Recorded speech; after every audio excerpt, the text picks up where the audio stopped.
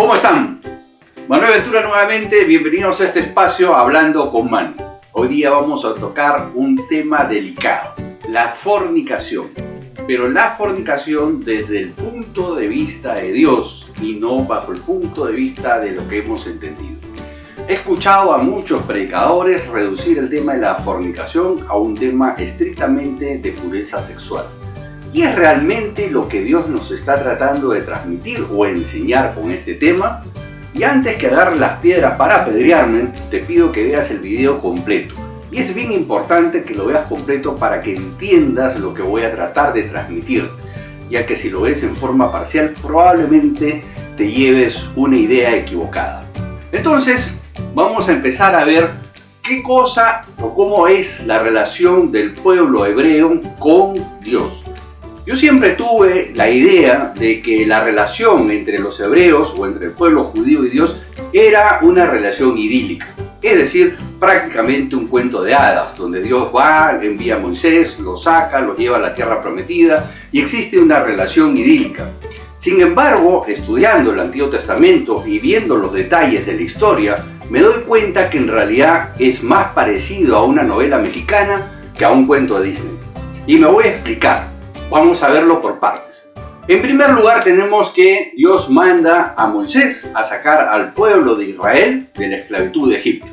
Y entonces logra Moisés sacar al pueblo de Israel de Egipto. Y entonces 50 días después, de acuerdo a todos los escritos y a toda la historia y la arqueología, Moisés sube al monte a recibir la ley de Dios. Pero el pueblo, que no podía esperar abajo, entonces se construyó su becerro. El resto de la historia ya la conocemos. Entonces, ni 50 días después de su libertad, ya estaban volviendo nuevamente tras dioses ajenos. Pasa un tiempo y entonces le reclaman a Moisés y dicen: ¿nos has traído al desierto para qué? ¿Para comer maná? Oye, pero si allá en Egipto teníamos cebollas, teníamos ajos, teníamos carne. Entonces, podemos ver que la relación o las quejas del pueblo de Israel frente a su Dios desde el inicio eran así. Voy a saltarme algunas etapas en las cuales yo les pido que ustedes mismos las vayan estudiando y voy a tomar 3 puntos dentro de la historia de Israel para que se den cuenta que realmente la parte de la fornicación a la cual Dios hace alusión no necesariamente está ligada exclusivamente a un tema sexual. El primer evento que he tomado es un evento que todos conocemos. Vienen los profetas de Baal y los profetas de Ashera, y entonces Elías los desafía y dice: vamos a probar quién es realmente el profeta de Dios, vamos a probar realmente quién viene de parte de Dios. El primer punto, yo no voy a analizar el punto de Elías, voy a analizar más bien el punto desde la perspectiva del pueblo de Israel. Es decir, hay poco más de 800 profetas de otros dioses y hay un solo profeta de Dios. Ahora, estos profetas, ¿a quién le enseñaban? Si no era el pueblo de Israel. Estos profetas estaban en la tierra de Israel y estaban ahí porque el rey Acab, que se había casado con Jezabel, había introducido dentro del pueblo de Israel costumbres ajenas y entre esto adoraciones a otros dioses, Baal y Ashera. Y no voy a entrar en los detalles del culto de Ashera porque realmente se caerían de espaldas. Bueno, estamos más o menos alrededor de los años 870 a.C. y quiero que sí se graben esta fecha, 870 aproximadamente a.C., y se da este evento. Y entonces, todos conocemos la historia, Elías le da vuelta a estos poco más de 800 profetas entre los de Baal y los de Ashera, pero resulta que estos profetas, que son poco más de 800, predicaban y enseñaban al pueblo de Israel. Y se estima, de acuerdo a la historia y a la arqueología, que aproximadamente 10 millones de israelitas seguían a Baal y a Ashera y no seguían a Jehová su Dios. Entonces vemos que la relación entre Dios y su pueblo no era tan idílica como habíamos pensado. Pasan los años y estamos más o menos alrededor del 650 a.C. y aparece el profeta Oseas, al cual Dios le da una orden insólita, que se case con una prostituta y tenga una relación y una familia con esta prostituta. Y en los 3 primeros capítulos de Oseas se ve una historia que para mí es la más hermosa y la más fantástica dentro de la perspectiva del amor de Dios hacia el hombre. Porque Gomer nos representa a nosotros y Oseas representa a nuestro Dios, amándonos a pesar de nuestras falencias y de nuestras iniquidades. Entonces aquí empezamos a ver en este relato que el concepto de fornicación y adulterio, cuando Dios lo menciona desde su perspectiva, tiene que ver más que todo con el dolor que Dios siente cuando nos ve a nosotros corriendo detrás de otros dioses. Toda la analogía que se sucede en los 3 primeros capítulos de Oseas es justamente cómo Dios se siente y le dice al profeta Oseas: quiero que tú sientas lo que yo siento y para eso tienes que ser traicionado por el amor de Gomer. Y entonces cuando se da la traición, sea en el adulterio, sea en la fornicación, ese dolor que nosotros los seres humanos sentimos profundamente, que quizás sea el dolor más grande y la frustración más grande que un ser humano pueda sentir. Por ejemplo, cuando se da en la adolescencia y la dama decide entregarse por primera vez a un hombre pensando que ese amor será para siempre, que esa relación idílica será constante, y después se da cuenta que simplemente fue usada y ha sido traicionada, el tremendo dolor que ella siente y oculta en lo más profundo de su corazón, ese dolor es justamente al cual Dios se hace referencia de cómo Él se siente al ser traicionado. En el caso del adulterio, todos aquellos que estamos casados, sea él o ella los que nos traicionen, el dolor que nosotros sentimos es justamente la analogía que Dios hace del dolor que Él siente cuando nosotros corremos detrás de otras creencias o depositamos nuestra esperanza y nuestra fe en otros dioses. Entonces ya aquí empezamos a darnos cuenta que el concepto de fornicación y adulterio desde la perspectiva de Dios no está necesariamente ligada estrictamente a una pureza sexual. Y vamos a ir por partes porque la pureza sexual es importante y tiene su lugar y no la vamos a desmerecer, pero vamos a redondear la idea completa. Vamos a avanzar un poquito más en la historia y vamos a llegar alrededor del año 550 a.C. y vamos a tener ahora al rey Josías. Está en 2 Reyes, capítulo 24, y ustedes lo pueden leer. Y entonces el rey Josías manda sacar del templo de Jerusalén la imagen de la diosa Ashera y manda destruir los cubiles donde se daba la prostitución sacerdotal dentro del templo de nuestro Dios, dentro del templo de Israel.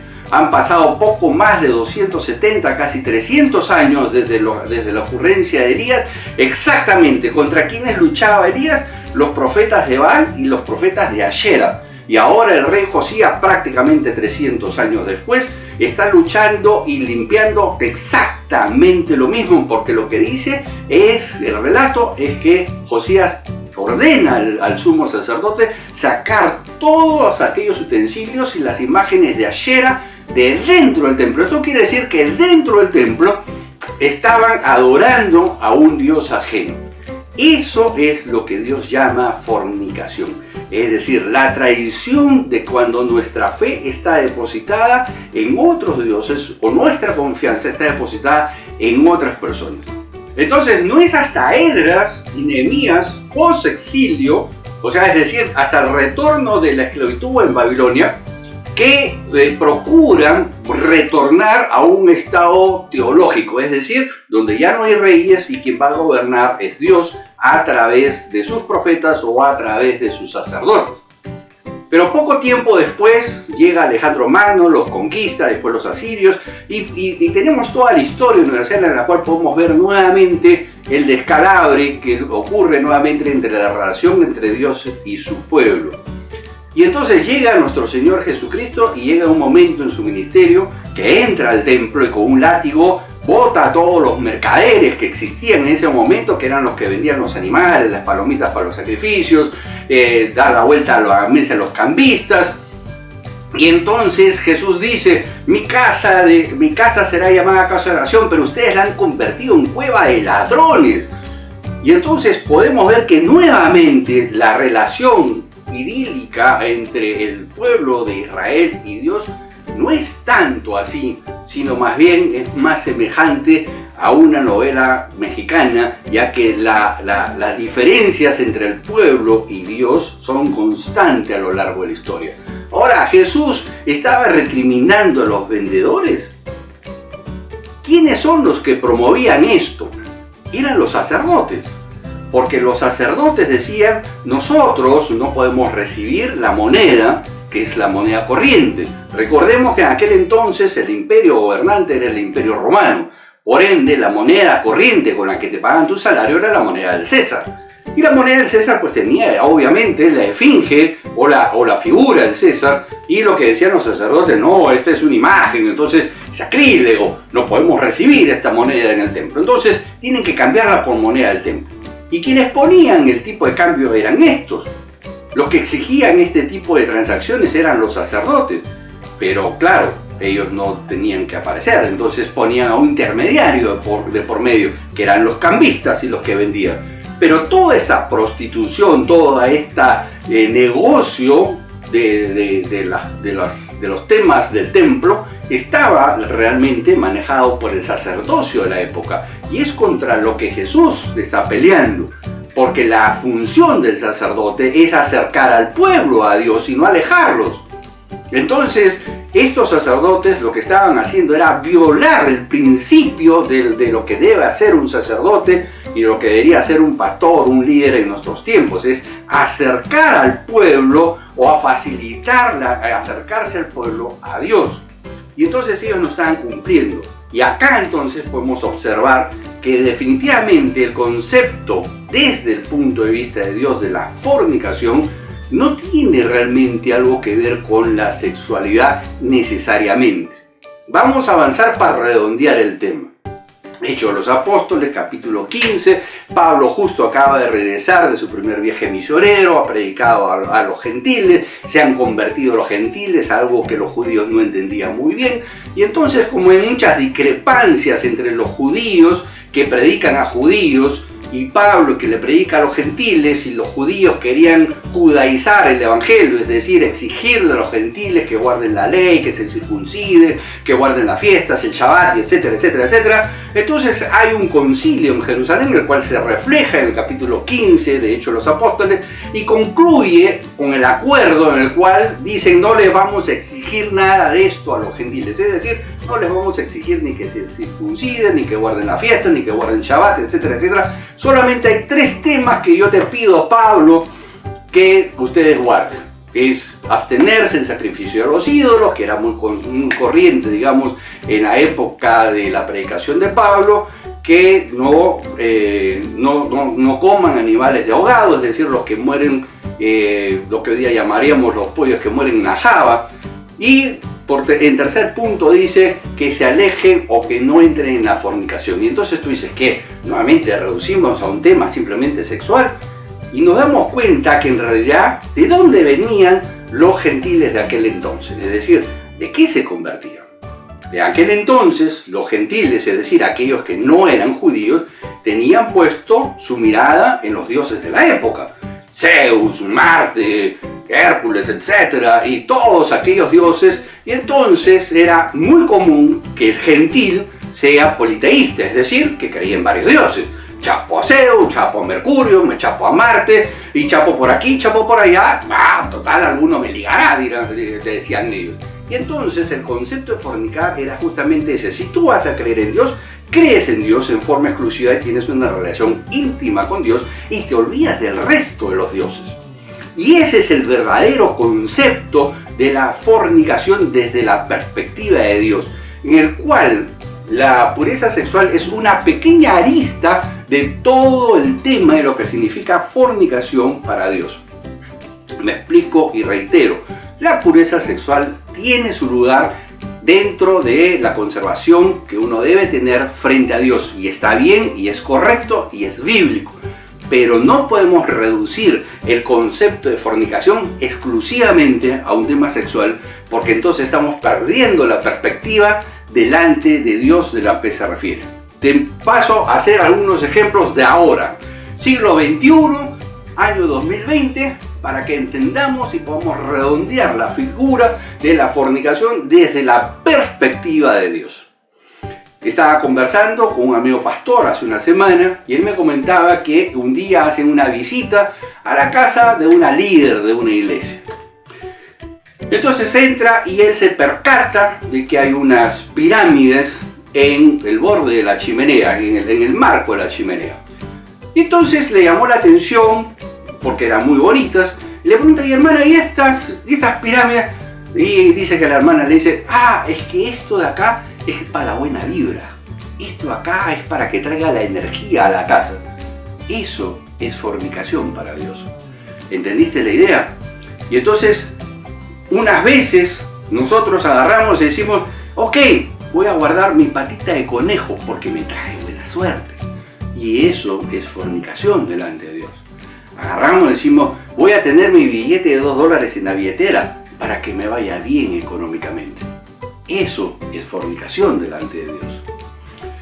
Podemos agarrar y ponernos, por ejemplo, una cruz, lo cual no tiene de malo, nada de malo, dicho sea de paso. Pero si nosotros empezamos a creer de que esa cruz va a espantar demonios, o que porque llevo la cruz soy santo, o porque llevo la cruz soy un cristiano mejor que otro, eso también es fornicación delante de Dios. Porque eso es simplemente un fetichismo. Y eso es algo que está fuera de lo que Dios busca. Dios lo que busca con nosotros es tener una relación íntima y exclusiva. Es decir, Dios quiere ser tu Dios y solamente tu Dios, y quiere que tú solamente confíes en Él y saquemos a todo aquello que impide una relación única y exclusiva con Él. Entonces, ahora sí, podemos darnos cuenta de que tú puedes ser sexualmente puro, es decir, haberte abstenido a tener relaciones sexuales, pero puedes ser el fornicario más grande de la historia del mundo cristiano. ¿Por qué? Porque la fornicación, desde el punto de vista de Dios, no tiene solamente que ver con un tema sexual. Principalmente tiene que ver en no depositar nuestra fe en algo que sea externo a Dios, como la patita de conejo, baño de florecimiento, consultar a los brujos, pensar que si voy a la montaña voy a estar más cerca de Dios, guardar mi billete de $2 en la billetera, las cábalas, el brindar en Año Nuevo solamente con champaña para que me vaya bien en los negocios el próximo año, comerme 12 uvas en la noche, ponerme ropa interior amarilla en Año Nuevo, correr con la maleta en Año Nuevo para los viajes. Todo eso es fornicación para Dios. ¿Me entendiste ahora el concepto? De que la fornicación desde la perspectiva de Dios no está vinculada exclusivamente a un tema sexual. Si el día de mañana tu líder, tu pastor o quien te esté enseñando te reduce el tema de la fornicación a un tema estrictamente sexual, dile que estudie bien su Biblia. Que estudie bien cuál es el concepto de fornicación desde la perspectiva de Dios. Es mucho más que eso. La fornicación o la abstinencia sexual en el cuidado sexual es una arista dentro de todo el concepto de fornicación para Dios. Entonces es importante que nosotros descubramos que en el Antiguo Testamento la relación entre el pueblo de Israel y Dios es más parecido a una novela mexicana que a un cuento de hadas de Disney. Y lo podemos ver, lo acabamos de ver, hemos visto puntualmente. Es más, cuando el rey Josías manda a sacar a la imagen de Ashera, no quiero ni imaginar todo el desmadre que se hacía adentro, porque si tú estudias y ves lo que significa el culto a Ashera, te vas a quedar realmente boquiabierto, te vas a quedar espantado de la bajeza a la cual llegó el pueblo de Israel frente a Dios. Y eso para Dios es justamente fornicación. No necesariamente el acto sexual, sino justamente depositar tu fe en otros dioses, depositar tus esperanzas en otras cosas, como el fetichismo que hemos hablado, por ejemplo, del Año Nuevo, ¿no? La ropa interior amarilla, las uvas, la maleta y otras cosas más.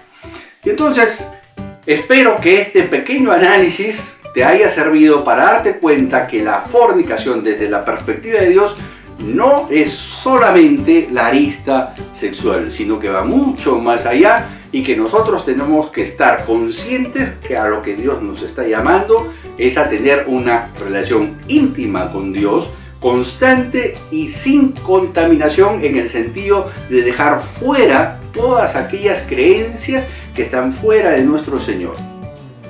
Bueno, espero que este espacio y que esta explicación te haya sido útil. Dios los bendiga, nos vemos la próxima. Bye bye.